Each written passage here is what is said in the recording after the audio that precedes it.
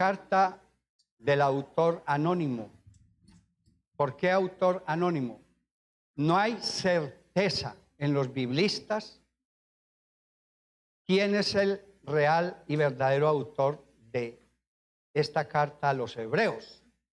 Hay varias opiniones y cada uno tiene sus razones, pero lo más importante de todo es que sí sabemos y estamos ciertos de que el autor intelectual de la carta a los hebreos se llama Dios. Amén. Capítulo 9, versículos 11 al 22. Hebreos 9, versículo 11 al 22. Ya lo tenemos allí en la pantalla. Bueno, ya casi va a salir. Por ahí viene viajando.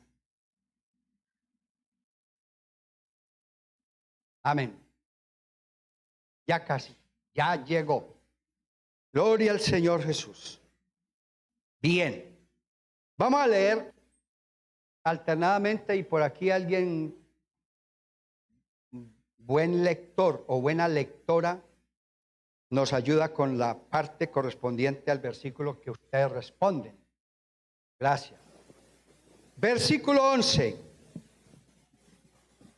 Pero estando ya presente Cristo, sumo sacerdote de los bienes venideros, por el más amplio y más perfecto tabernáculo, no hecho de manos, es decir, no de esta creación, y no por sangre de machos cabríos ni de becerros, sino por su propia sangre, entró una vez para siempre en el lugar santísimo, habiendo obtenido eterna redención.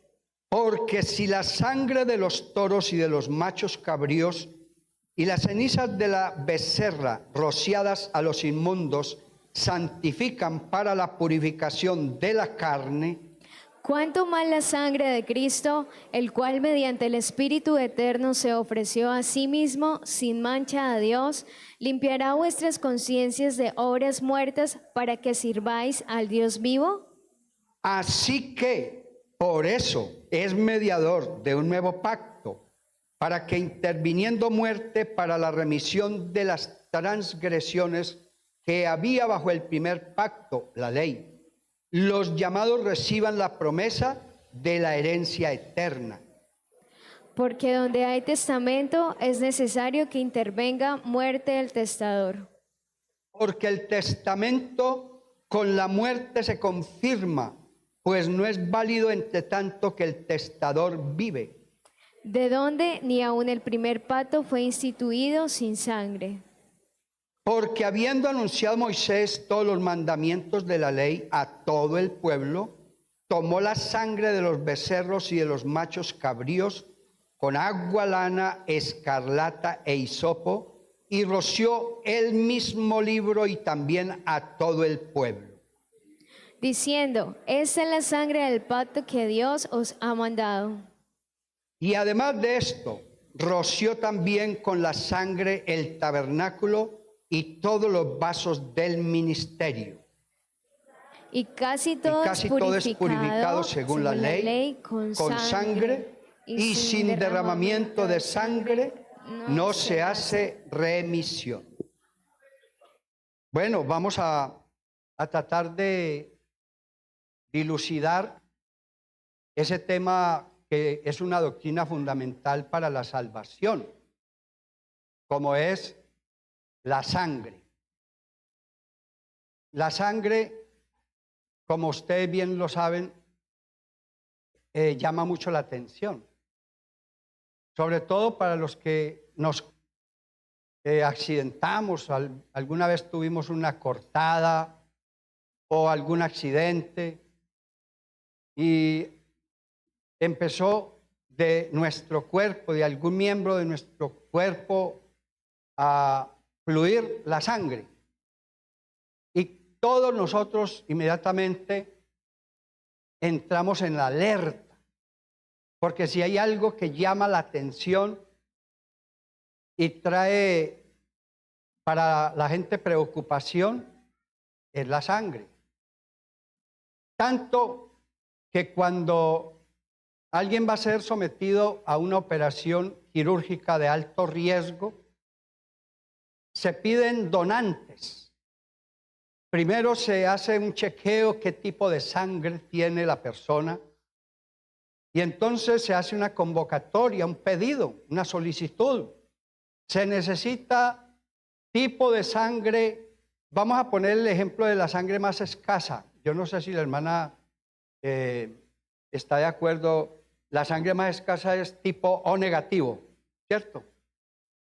Yo la tengo, por ejemplo, yo soy O negativo. Y se necesitan donantes. Y entonces, algunos donantes, de una manera altruista, se acercan al lugar correspondiente a donar la sangre.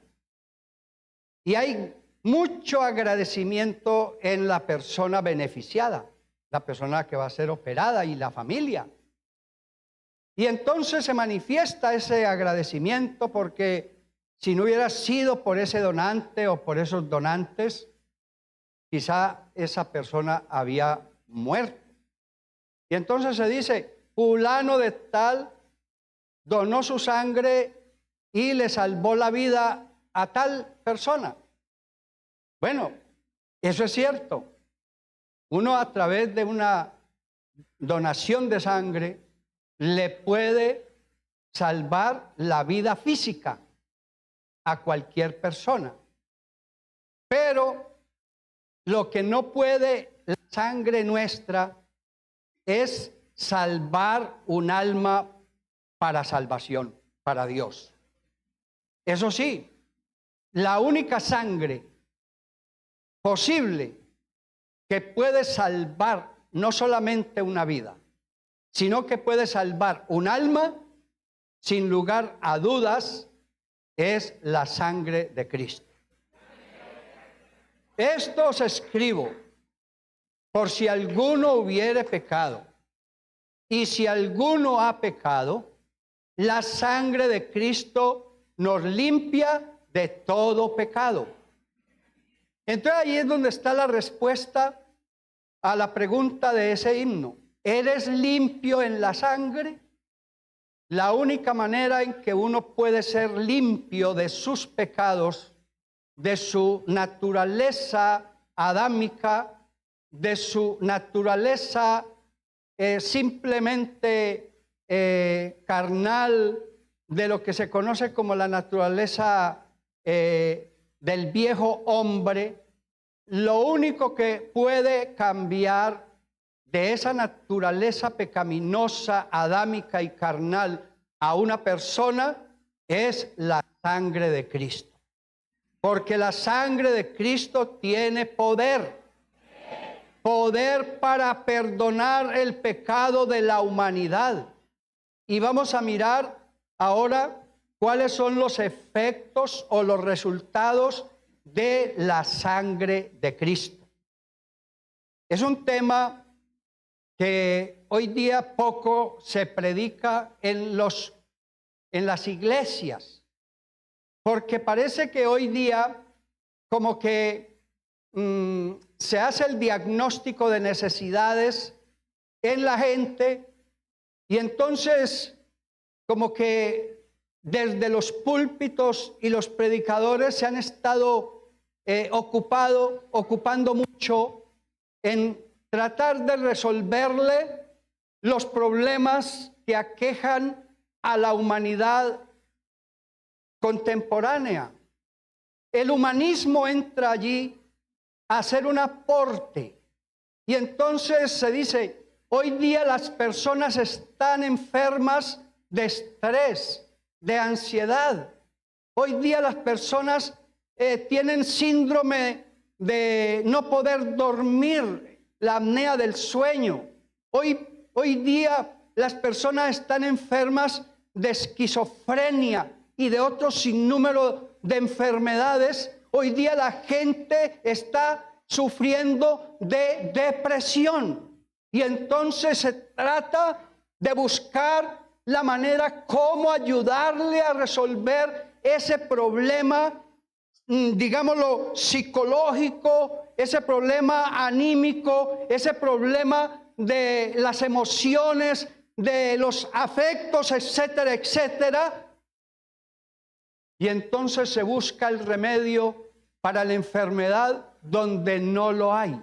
El verdadero remedio que cura no solamente la enfermedad mental, sino la enfermedad del alma, se llama la sangre de Cristo. Y entonces por eso hay que predicar que la sangre de Cristo tiene poder. Bueno, históricamente la Biblia presenta la gran importancia que tiene la sangre. Hermano, los usos de la sangre, según la historia, tanto del Nuevo como el Antiguo Testamento,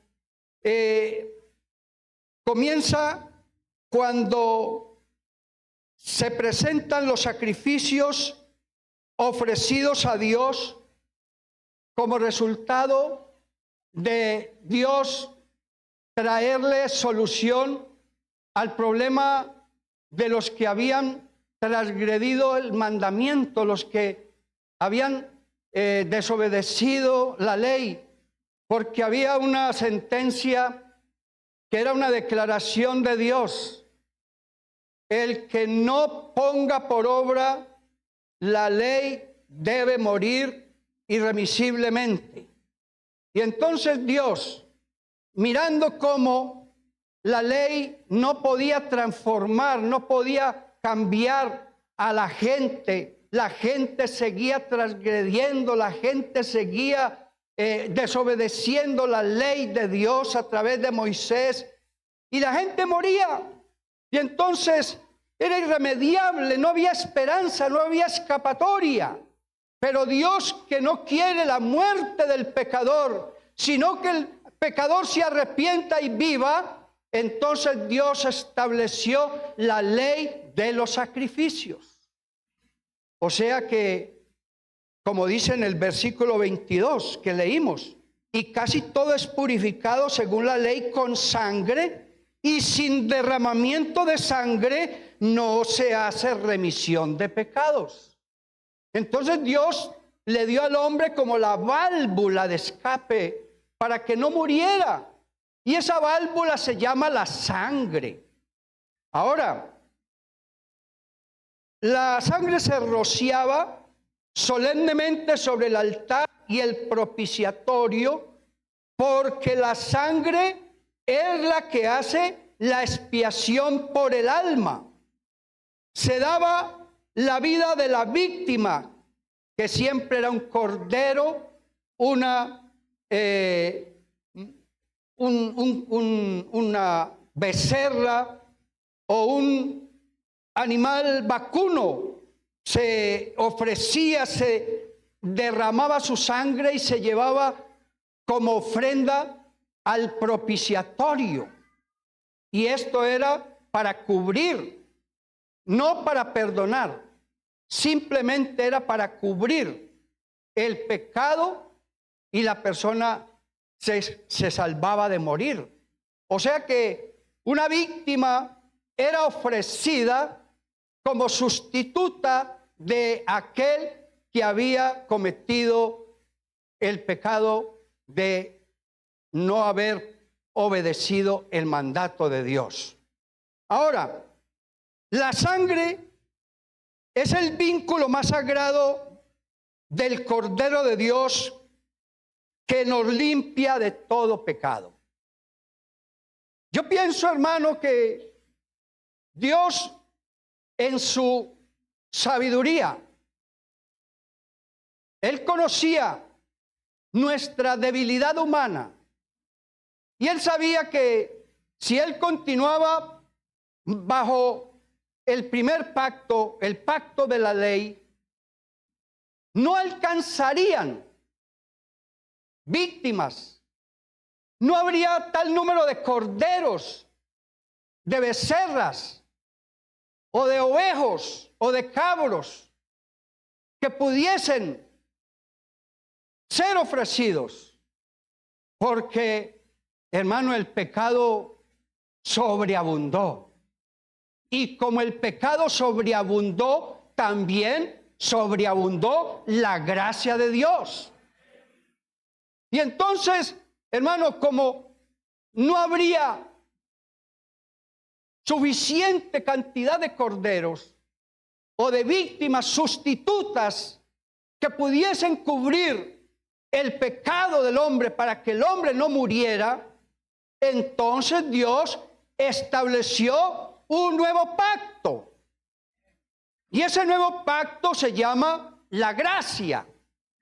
A través de la gracia, el hombre que es pecador recibe la condonación de sus faltas, de sus errores, de sus pecados, de sus ofensas. Y la única manera, la única válvula de escape para que el hombre pecador no muera, se llama Jesús.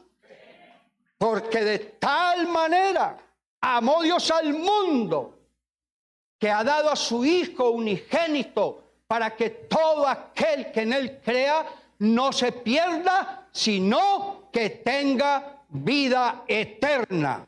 ¿Cuánto le damos una alabanza a nuestro Dios? En los versículos 14 y 15 del capítulo 9 de la carta a los Hebreos dice: cuánto más la sangre de Cristo, el cual mediante el Espíritu eterno se ofreció, oiga esto, se ofreció a sí mismo, sin mancha, a Dios. Y dice: limpiará vuestras conciencias de obras muertas, para que sirváis al Dios vivo, así que por esto es mediador de un nuevo pacto. Ese nuevo pacto es la gracia, para que interviniendo muerte para la remisión de las transgresiones que había bajo el primer pacto, que era la ley, los llamados reciban la promesa de la herencia eterna.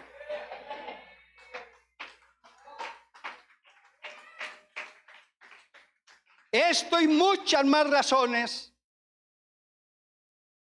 nos hablan de que el nuevo pacto es mejor que el primero. En el primer pacto, la oveja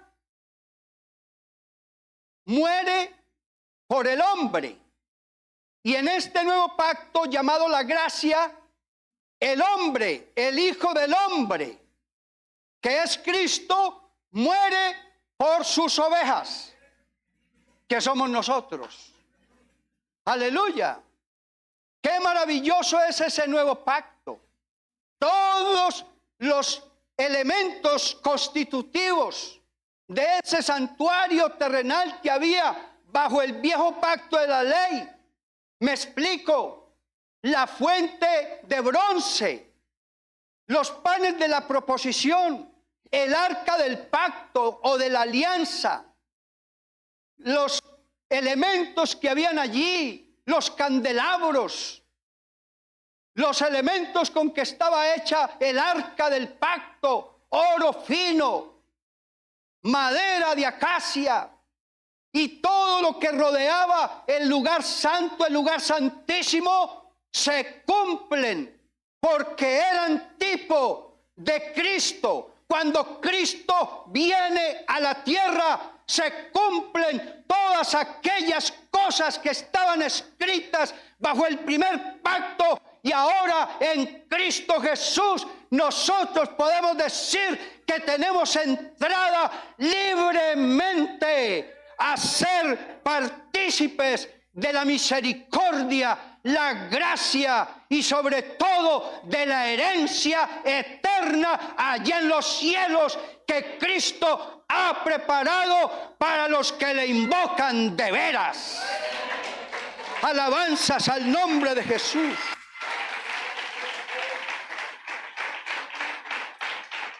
Aleluya.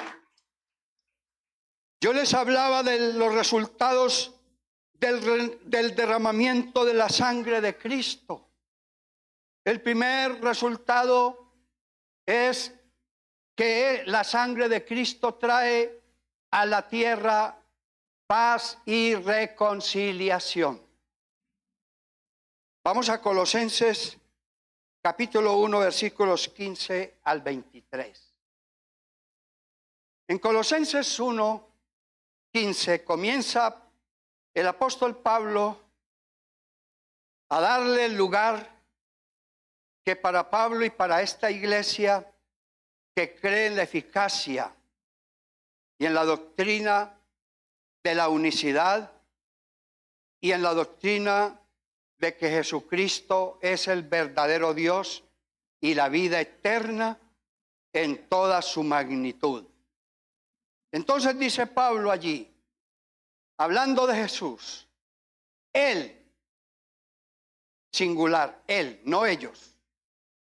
Él, Jesús, Cristo, el Mesías, el enviado de Dios, como le quiera llamar, es la imagen del Dios invisible, el primogénito de toda creación.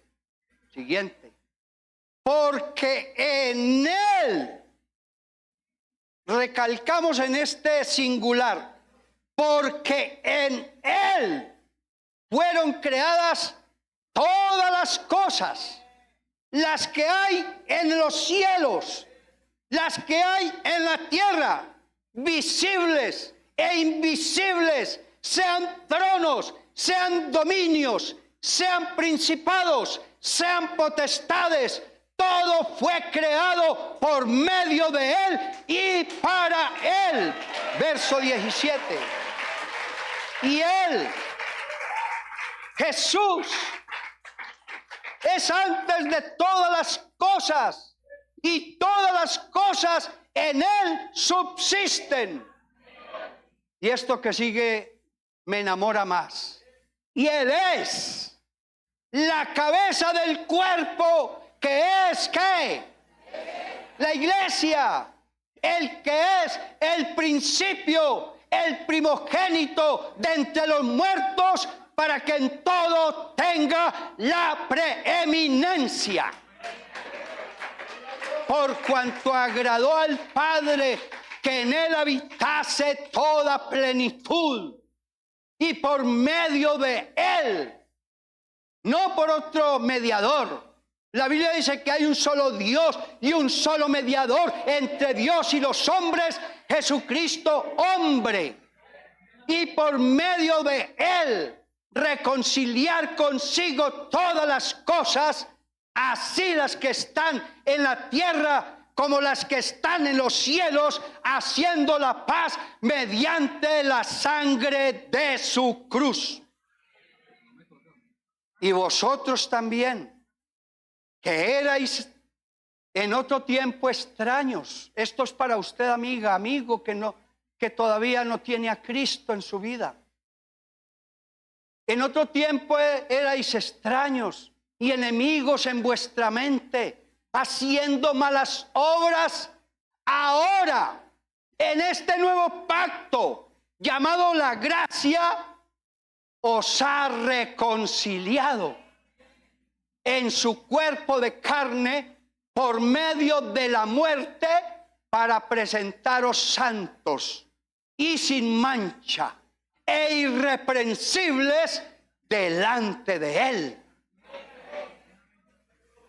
Hermano, para llegar a ese nivel, para llegar a esa realidad de lo eterno, necesariamente nosotros tuvimos que ser el resultado de su sangre preciosa.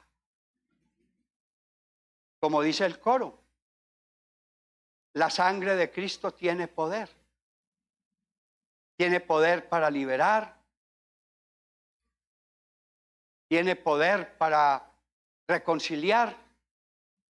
Tiene poder para limpiar. Bueno, todo el poder está impreso en la sangre de Cristo.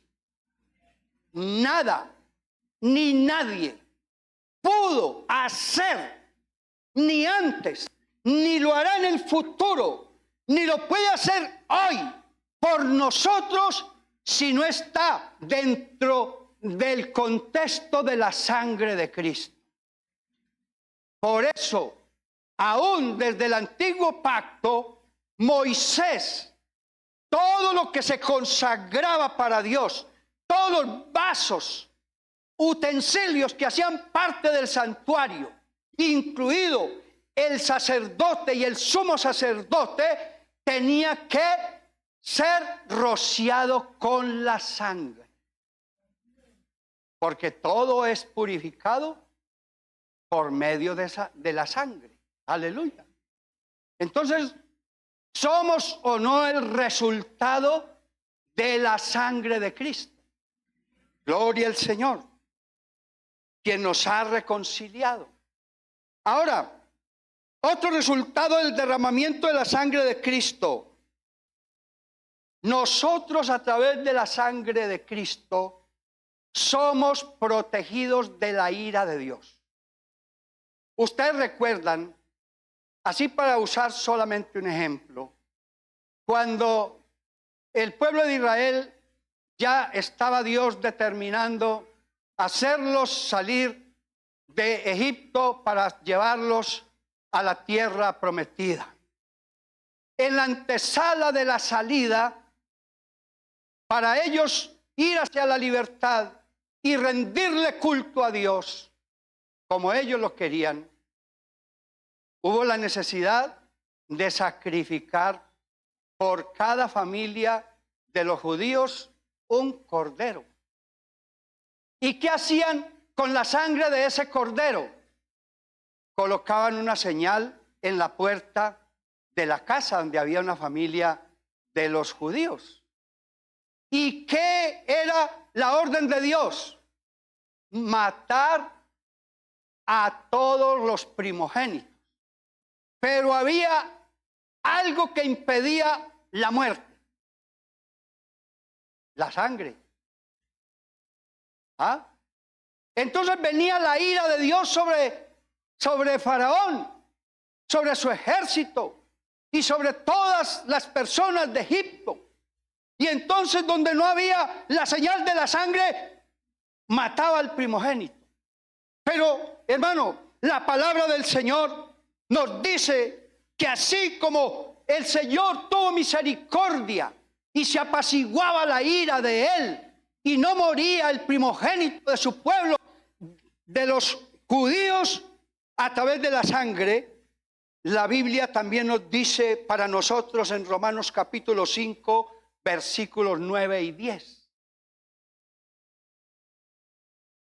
Pablo, en esta carta a los romanos, explica ampliamente en qué consiste la gracia de Dios. Y él, en medio de su desarrollo de definir en qué consiste, qué características se llevan a cabo o se tienen en cuenta para manifestar Dios su gracia, él en este capítulo 9 y capítulo 5 y versículos 9 y 10 dice: pues mucho más, estando ya justificados por medio de ¿qué? De su sangre. Por él seremos salvos ¿de qué? De la ira. Porque si siendo enemigos, porque todos nosotros sin excepción fuimos en algún tiempo enemigos de Dios, haciendo lo contrario a lo que le agradaba a Dios. Nosotros por naturaleza, a través de nuestra ignorancia, nosotros ofendíamos a Dios con nuestras palabras, con nuestras acciones, con nuestros pensamientos.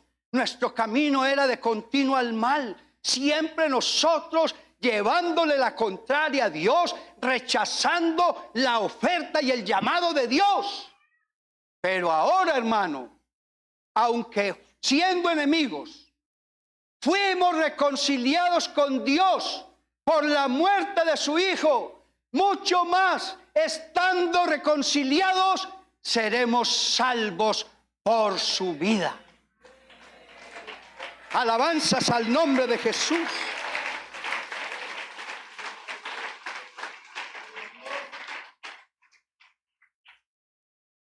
Pero la sangre también nos acerca a Dios. Vamos a Efesios capítulo 2, versículos 11 al 13.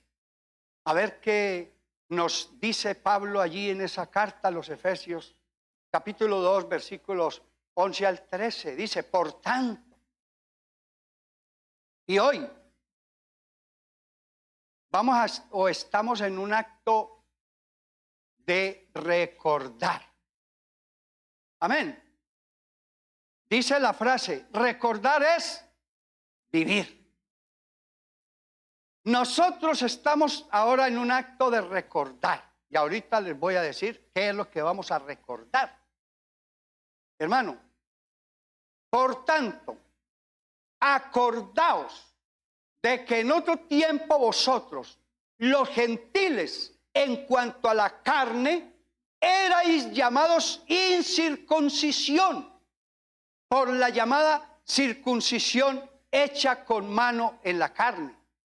Para los que no conocen qué significa la circuncisión, así hago un paréntesis pequeño para decir que todo aquel que quería vivir bajo el antiguo pacto, todo varón tenía que ser circuncidado. O sea, era una operación hecha en la carne, con mano en la carne. El prepucio de su miembro viril era operado.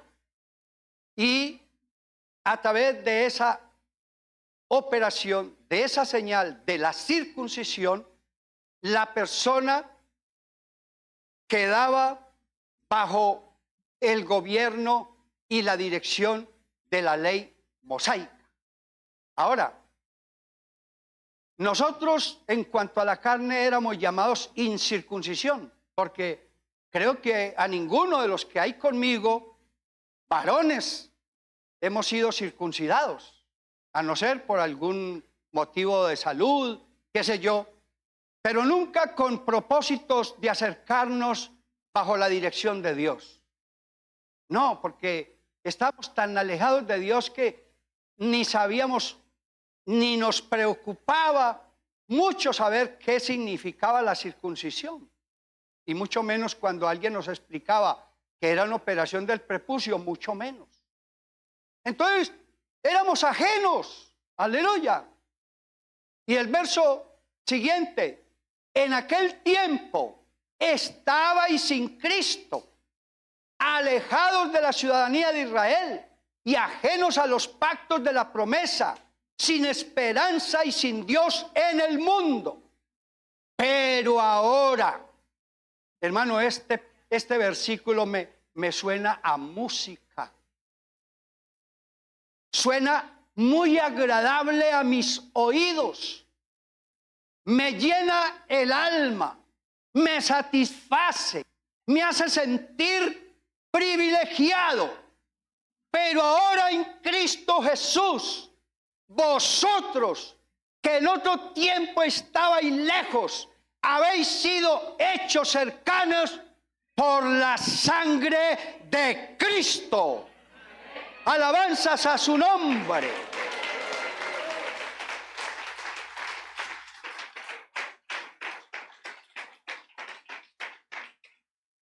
Jesús le dijo a esa multitud que le seguía a través del desierto. Y hoy estamos recordando algo que es de comer y de beber, como se explicará en el momento. Vamos a San Juan, capítulo 6, versículo 54. Está Jesús, para ponerlo en el contexto, ya estaba Jesús en el año de su popularidad. ¿Y por qué en el año de su popularidad? Porque ya todo el mundo de ese entonces sabía que en él había un poder y una sabiduría diferente a la sabiduría de los escribas y de los fariseos. Ya se estaba vislumbrando en él aquellos destellos de los cuales el profeta Isaías, entre otros, hablaban y señalaban a Jesús como el Cristo, el ungido de Dios. Y entonces la gente había oído hablar de él, de los milagros que había hecho, cómo había resucitado muertos, cómo había transformado el agua en vino en una fiesta, cómo había enderezado la espalda de una mujer encorvada, cómo había limpiado a 10 leprosos, etcétera, etcétera. Ya no se podía ocultar el poder que había en él. Y entonces la gente lo seguía, pero más por convertirse en, como hoy día, en usuarios de Jesús. Muchos le seguían a él más por buscar una satisfacción temporal, una sanidad, que él multiplicara panes y peces y les diera de comer hasta saciarse, que él los librara de enemigos, los liberara de demonios, etcétera, etcétera. Entonces el Señor empieza a confrontarlos y a descubrirse ante ellos, a revelarles a ellos cuál era el verdadero propósito por el cual él había venido, y que sobre todo a ellos le siguieran, no por llenar su vientre, no por recibir simplemente satisfacciones de las cosas materiales, sino que le siguieran a él con un corazón sincero. Dice este versículo, entre otros: el que come mi carne. No es que el Señor los estaba invitando a que se convirtieran en caníbales, no. Esto tenía un significado. El que come mi carne y bebe mi sangre. Tampoco es que el Señor los hubiera invitado a que se volvieran vampiros. Eso tiene unas connotaciones mucho más, digámoslo, de tipo moral, de tipo espiritual. Aleluya. Dice: el que come mi carne y bebe mi sangre, ¿qué tiene? Dígalo con convencimiento: vida eterna. ¿Qué es lo que vamos a hacer ahorita? Gloria al Señor. El que come mi carne y bebe mi sangre, ¿tiene qué? Pero como que no los escucho bien. Que los escuchen allá donde están conectados con Facebook. A ver. Vida eterna. Díganlo de este lado. Vida eterna. Díganlo de este lado. Vida eterna. Y todos juntos. Vida eterna.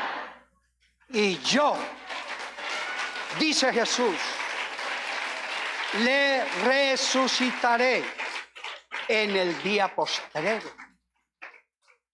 Oh, hermano, maravilloso es Dios. Pero hay otra cosa que me suena a música, a melodía, a armonía y a ritmo. Y es que la iglesia verdadera de Cristo es el resultado del derramamiento de su sangre preciosa. Vamos a Hechos capítulo 20, versículo 28. Gloria al Señor. Para ponerlos en contexto, cuando Jesús le preguntó a sus discípulos: ¿quién dicen los hombres que es el Hijo del Hombre? Unos dijeron que tú eres Juan, que tú eres Elías, que tú eres alguno de los otros profetas. Y entonces la segunda pregunta de Jesús fue hacia ellos: ¿y ustedes quiénes creen o qué creen quién es el Hijo del Hombre? Y Pedro se adelanta para decir: yo sé que tú eres el Cristo, el Hijo del Dios viviente. Y entonces la respuesta de Jesús fue: bienaventurado eres, Simón, hijo de Jonás. Esto que acabas de decir no te lo ha revelado carne ni sangre. Esto no lo has aprendido en la escuela de los fariseos, ni tampoco en la universidad de los escribas. Esto no te lo reveló nadie. Esto te vino del cielo. Sino solo mi Padre que está en los cielos. Y a ti te digo que tú eres Pedro, y sobre esta roca edificaré mi iglesia. Las puertas del Hades no prevalecerán contra ella. Por primera vez, el Señor revela a sus discípulos el misterio de la iglesia. Hasta ese momento, nunca, ni en el Antiguo ni en lo que iba del Nuevo Testamento, se había hablado de iglesia. Pero Jesús, que precisamente vino a buscar y a salvar lo que se había perdido, y en medio, yo diría, Dios tiene una puerta, y esa puerta lleva al hombre de la tierra al cielo. Se llama la iglesia, porque la iglesia es el apoyo y columna de la verdad. Entonces, por primera vez, el Señor revela que venía a establecer una iglesia. Amén. Y entonces, en Hechos 20:28,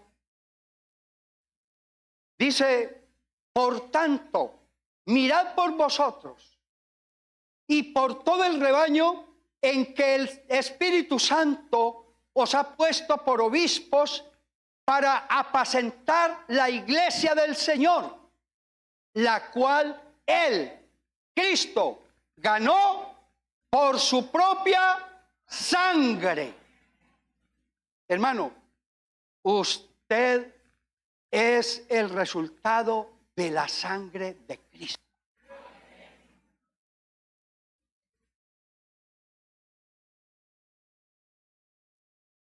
Qué bueno es cuando en los púlpitos y los predicadores volvieran otra vez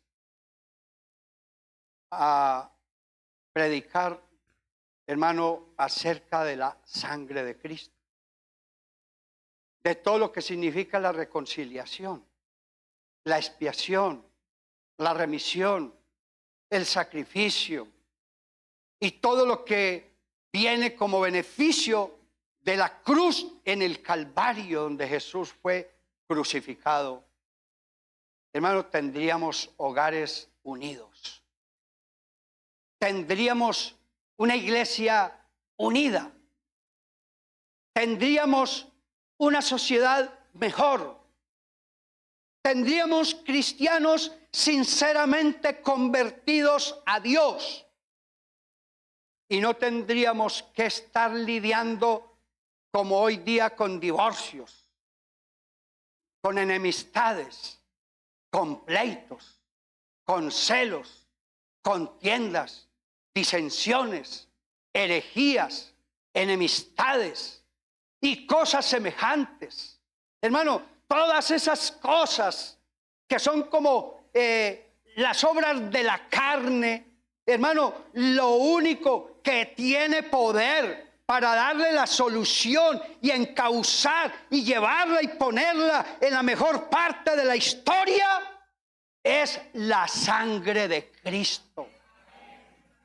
No es ni la conferencia del psicólogo, muy bonito, sí, que el psicólogo de pronto oriente y que nos haga recapacitar de que alguna de nuestras manifestaciones anormales puede ser un síndrome adquirido de la infancia. Es muy bueno que el humanismo nos lleve hacia llevar al empoderamiento del ser humano como tal.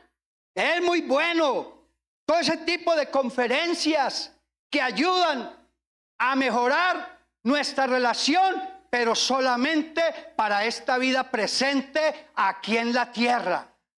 Pero cuando se habla de la sangre de Cristo, no solamente eso puede, como remedio eficaz, liberarnos y curarnos de toda esa problemática social, moral, familiar, espiritual que estamos experimentando en estos tiempos de crisis, sino que también nos estaría preparando para nuestro gran encuentro con Jesucristo el día de su venida.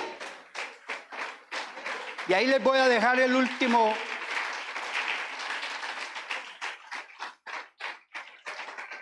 último efecto de la sangre de Cristo. Vamos a Hebreos 9, 27 y 28.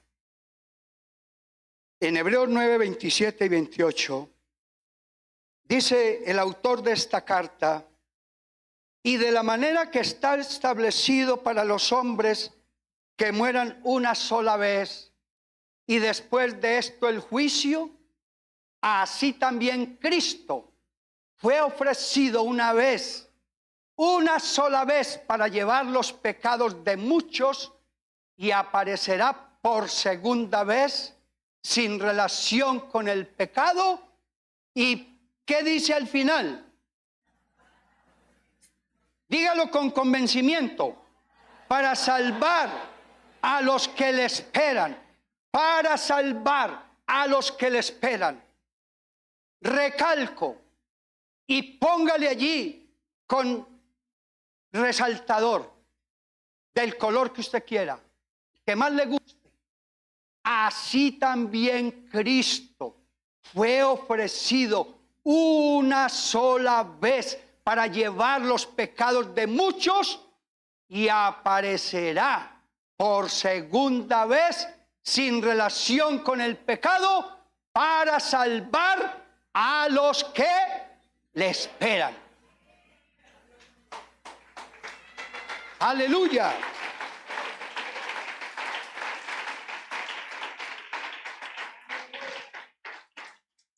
Y a eso fue que vinimos a este culto, hermano. No vinimos simplemente a participar de un rito religioso, no. No vinimos aquí simplemente a tranquilizar nuestra conciencia, o quizá a participar de algo sin sentido. Nosotros estamos en este lugar es porque tenemos la plena convicción de que si estamos preparados, nos vamos con Él. Amén. Gloria al Señor. ¿Y qué tal que en esta misma mañana sonara la trompeta? ¿Y qué tal que en esta mañana de repente los que estamos viviendo conforme al modelo y a la voluntad de Dios desapareciéramos de esta tierra? Hermano, parece ciencia ficción, pero es una realidad. Que Cristo viene. Y el que esté preparado se irá con Él. Ahora, el hermano Roldán Albeiro usó una cita bíblica. Y en esa cita bíblica, ¿quién es el que está hablando en primera persona? Jesús. Y cuando Jesús habla, el oído tiene que estar alerta. Y lo que Jesús nos está hablando allí es una realidad. Nosotros tenemos que discernir, o sea, entender, examinar, hacer un análisis como parte del cuerpo de Cristo, que es usted y soy yo. ¿Qué tipo de relación estamos llevando con los demás miembros del cuerpo? Si estamos llevando una relación tirante, difícil y a veces hasta conflictiva y tóxica, porque han habido roces y es muy natural. Con las personas con las que uno más conviva el tiempo, pues con esas personas es que más roces y desacuerdos puede tener. Yo no puedo tener desacuerdos con la gente lejos de mi vida, no, porque yo no me relaciono con él. Yo siempre voy a tener desacuerdos, roces, fricciones y hasta motivos de resentimiento con las personas que cotidianamente convivo, con su esposa, con su esposo, con un hijo, con una hija, con un suegro, con una suegra, con un hermano, y aquí en la iglesia, con algún miembro de algún comité, con algún miembro de la junta local, o en el peor de los casos con el pastor. Pero el Señor nos ha llamado a perdonarnos. El Señor nos ha llamado, en esta mañana nos está diciendo que si tú le perdonas tus ofensas al que te ha ofendido, también el Señor perdonará tus ofensas. Aleluya.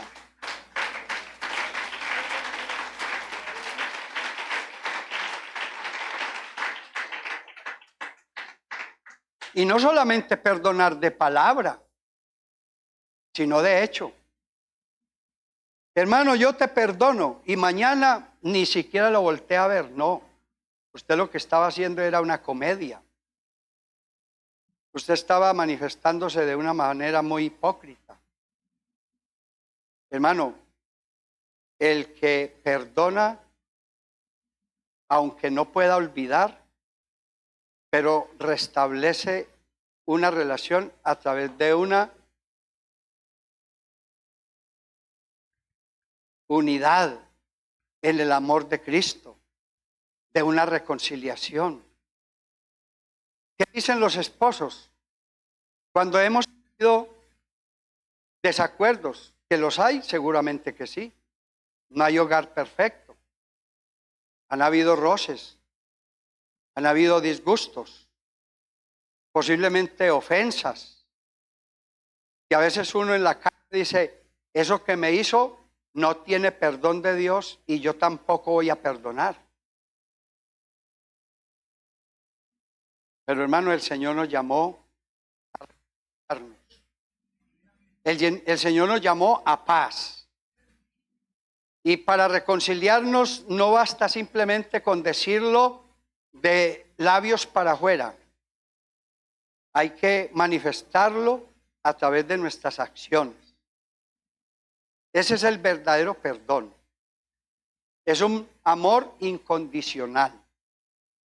¿Qué mérito habíamos hecho nosotros delante de Dios para que Él nos hubiese perdonado? Ninguno. Pero aún así, el Señor nos ha perdonado y todavía nos sigue amando. Y si todavía lo ofendemos y nos confesamos y nos arrepentimos, nos sigue perdonando. Pero con hechos, no con palabras. Perdónale la ofensa a tu hermano que viniese ante ti arrepentido. No le voltees la cara. No te alejes de él. Búscalo. Míralo a los ojos. Hermano, te prestaron un dinero y no lo has pagado. Págalo.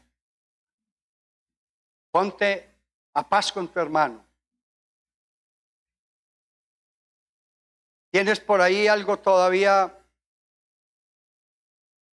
en tu corazón que se llama el odio o el rencor? y eres esclavo de ese odio, eres esclavo de ese rencor, te doy la fórmula eficaz para que dejes de ser esclavo. Perdona. Porque el perdón sana, el perdón cura, el perdón es la mejor medicina que hay para el alma.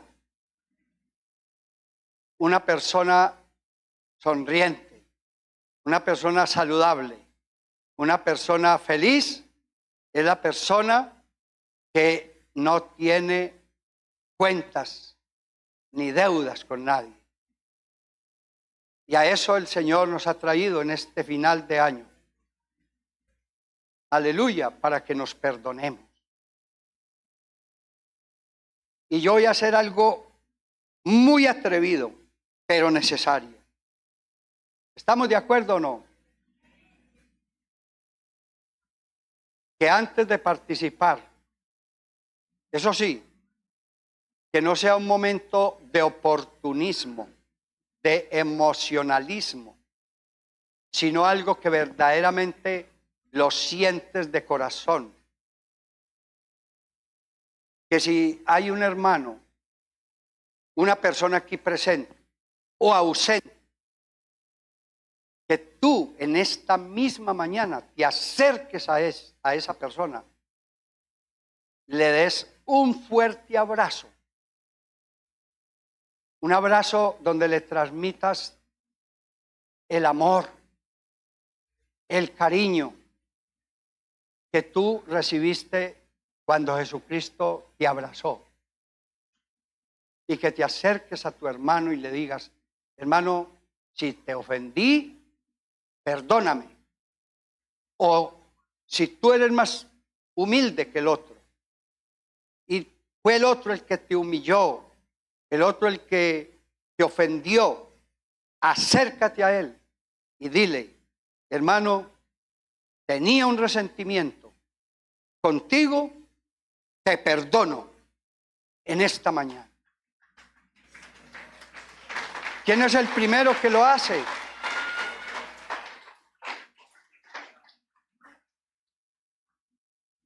¿Quién es el primero que lo hace? Vea, qué ejemplo tan hermoso aquí.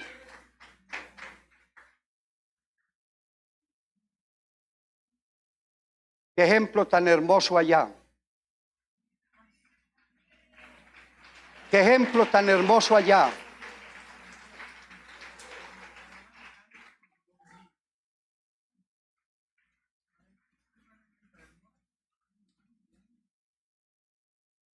Porque quiero decirte, hermano, bajo la gravedad de lo que dice la palabra del Señor, porque no es lo que yo piense, lo que yo diga, sino lo que Dios dice.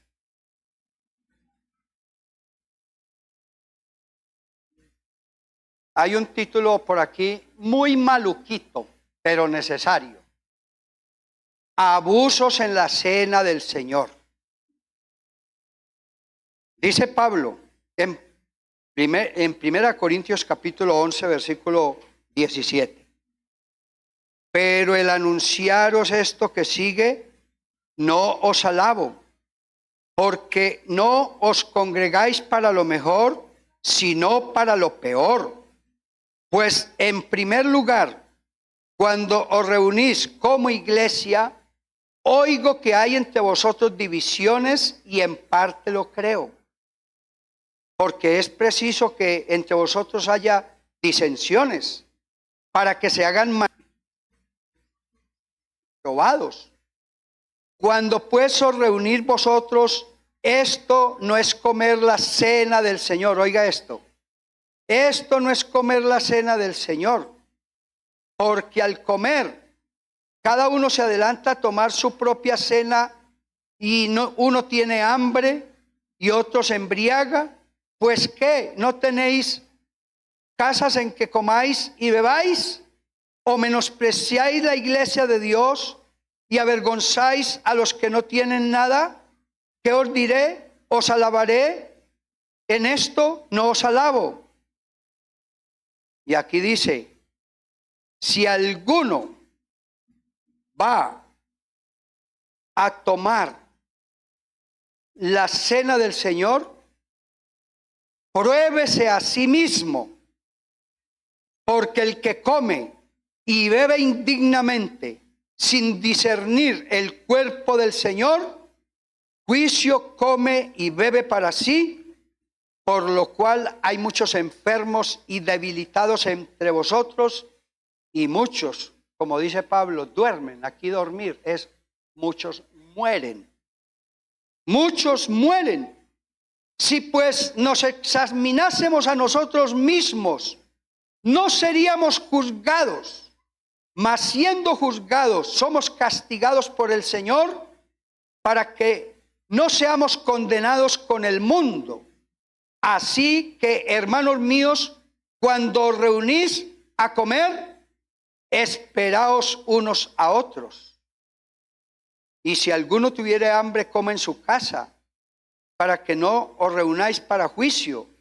Las demás cosas las he puesto en orden a través de la predicación de la palabra.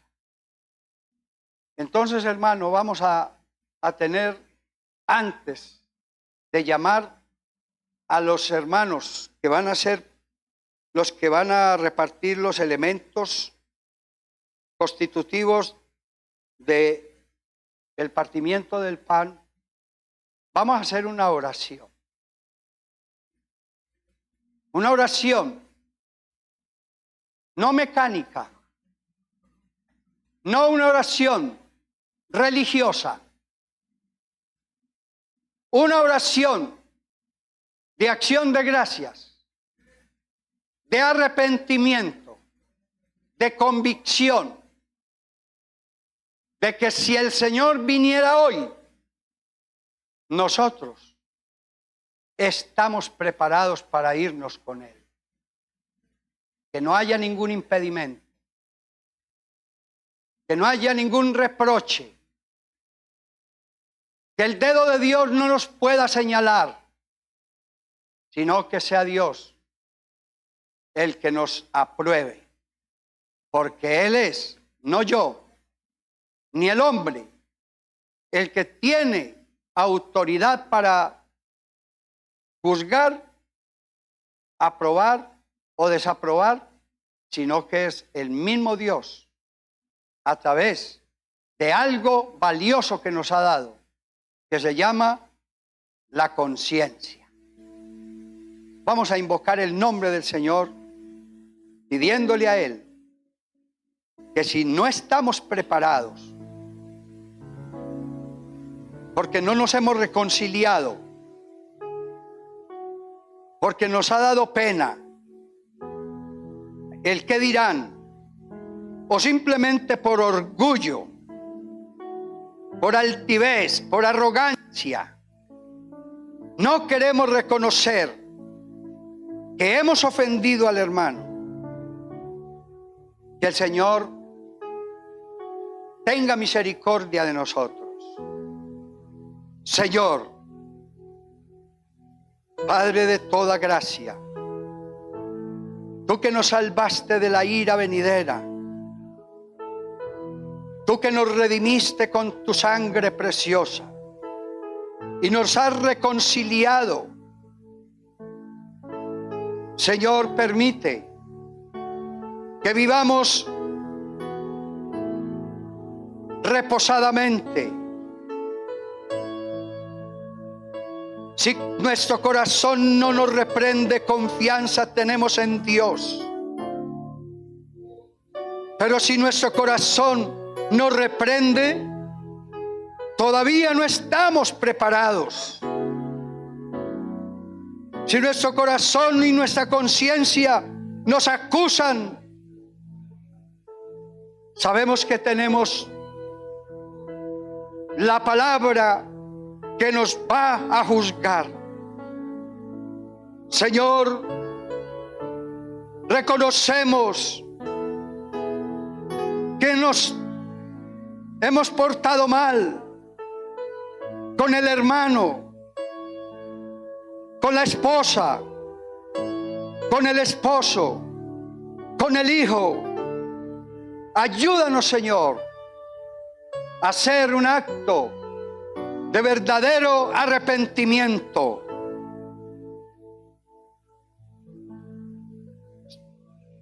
Y que participemos con panes sin levadura,